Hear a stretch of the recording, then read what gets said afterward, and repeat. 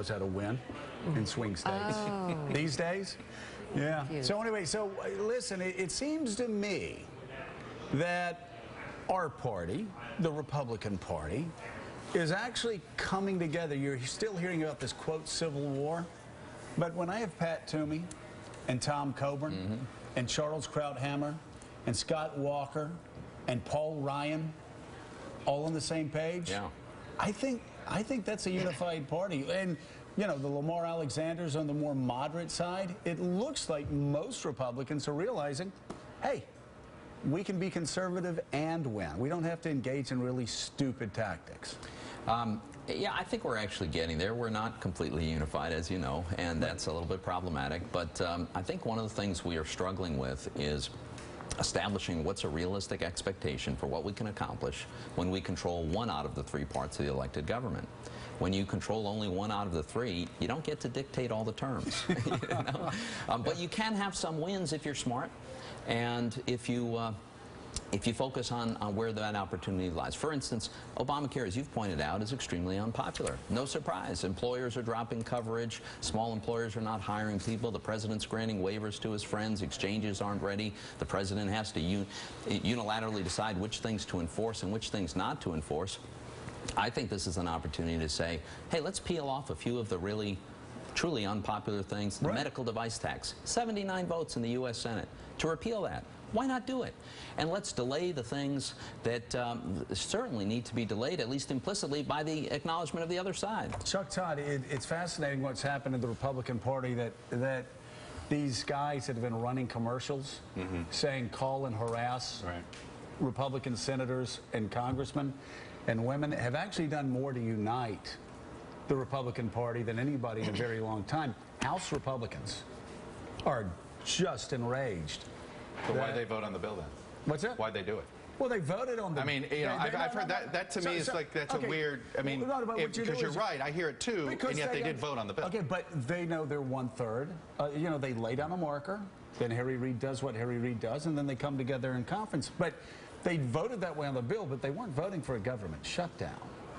You know, and so you have Ted Cruz and Mike Lee then basically saying what they've been saying all along, which is, well, we're not going to shut down the government over this. Well, and that's what, you assume that's what's going to happen, but I also assume that Ted Cruz is feeling the pressure from being taunted by some of these House members, who I think have been taunting him and saying, okay, well, for good reason. Right. You've been going around, you've been whipping up folks in a frenzy, you've been driving up these... Let's see you do something. By the way, so shutting I down assume our he's going to try a phone stunt. calls. I assume he's going to try some sort of stunt this week to try to prove to these skeptics in the House that he is willing to put some sort of that he's not a surrender monkey. Skin in the game. But I don't think tactically I can't figure out what that is. But Senator, I want to ask you this: do you think the Republican Party ought to pursue a strategy that says, okay, we didn't like the president's health care plan, but you know what? He was reelected. Elections have consequences. So now let's work with the administration to shape it and implement it. Are you ready to implement this thing? You know, because the election, there was a chance to repeal it. It was called the 2012 election. This bill can't be fixed. I think it's built on completely flawed premises, internal contradictions. Aside from the very sloppy midnight way that it was slapped together, it's just fundamentally impossible. So I think our strategy should be systematically repeal the pieces we can, delay the things that we can't repeal, and wait for the day that we can repeal the rest. You never want to see it implemented? No, you can't fix this. It's fundamentally the wrong direction to put government so much in control of health care. Health care should be controlled by individuals. But by the way, Warren Buffett came out last week and said, Willie, we got to start all over. Obamacare's not going to work. We need to start all over. Warren Buffett, who big Democrat. That's easier said than done, starting all over. That's a big process. You've described, Senator Toomer, piecemeal change to kind of chip away at the Affordable Care Act. So how frustrating is it for you to have somebody like Ted Cruz, for example, swoop in with his own plan that sort of overshadows what you're trying to do behind the scenes? Listen, people will disagree about tactics. You know, I think a better tactic would have been all along to focus on those discrete pieces that we can peel away. I think we can win the argument about a delay. Well, why should the president get to unilaterally decide which parts he's going to enforce and grant employers a unilateral waiver, all kinds of waivers to various union groups, and individuals can't get a delay on this?